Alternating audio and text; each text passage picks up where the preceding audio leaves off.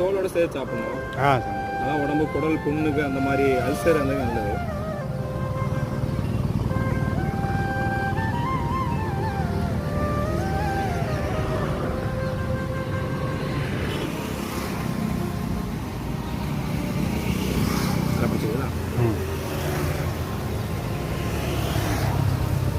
வாங்க மக்களை டேஸ்ட்டு பார்த்துருவோம்.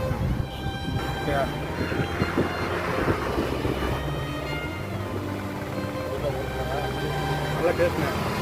வெயிலுக்கு இதமான குளிர்பானம் நுங்கு பதநீர் சாப்பிட்டு வரும் மக்களே, நல்லாயிருக்கும்.